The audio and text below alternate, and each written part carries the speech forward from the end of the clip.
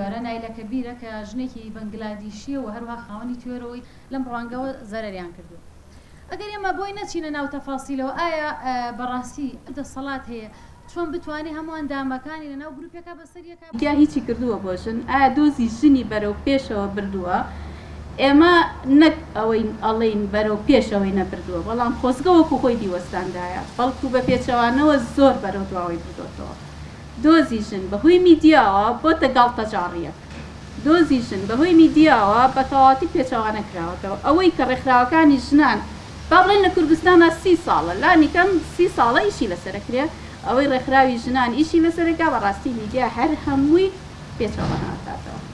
ئەوەی کە ئێمە چەند ساڵە ئەنووسین و ئەڵێن و باژن خاوەنی کەسایەتی خۆی بێ، باژن تەنها بۆ جەستە نەبێ، باژن بۆ تەنها دەموچاو نەبێ، باژن سوکایەتی پێ نەکرێ لە ناو ڕاگەیاندنا لە فیلما لە ئەم شتانەیە بە پێچەوانەوە میدیا هەر هەموو شتێکە.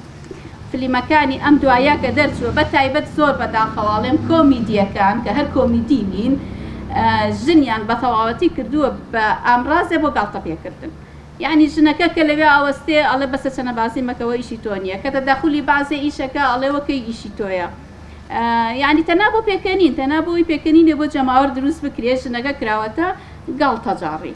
بکە بە تایبەتی کە ڕەگەزی مێ بتوانێت تەمکینێکی هەرچەندە ئێستا دەوڵەتی موئەسسەساتیە و پرس و ڕاوێژی زۆر تیاکرێ بەڵام ئافرەتان ئەتوانن زۆر ڕۆڵی کاریگەری ببین لە سەقامگیری سیاسیە بۆ ئەمن و ئاسایشی خێزانی خۆیان، چکە پەرتەوازەی خێزان باجەکەی ئەمەیدا بۆیە گرنگە ئەو شێوازە مۆدێلش هەبێ، یعنی ئافرەتی دڵسۆز لەسەر ئەساسی تەخەسوسی لەسەر ئەساسی دڵسۆزی بخرێتە ئەو شوێنانی کە پێی ئەخوا و بتوانێت کار بکە. یعنی بە پێی تێڕوانینی خۆم کۆمەڵێشت هەیە ئافرەت پێش ئەوەی بڕواتە ناو پەرلەمان یا بڕواتە ببێ بە وەزیرێک ئەبێ هێشتا شەڕی شوناس بکە. با بەگیانێمە دوای 30 ساڵ هێشتا ئافرەت دەکوژرێت. یعنی تۆ لەکوێوەی خێتەشان بەشانی پیا و ئیش بکە لەکوێوە من هێشتا ئەوم لەگلان نەکردێتەوە ئافرەت لەسەر شەرەف نابێ بکوژرێت. ئافرەت نابێ حسابی دەرەجە دوی بۆ بکرێت.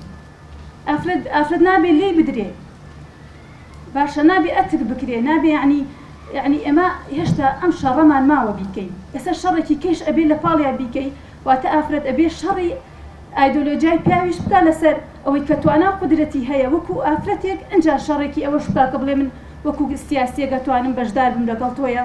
ئەمە ئەم شەڕە قورسە تەبعاً بۆ ئافرەت. ژنانیش لەم ڕوانگەوە زەرەریان کرد.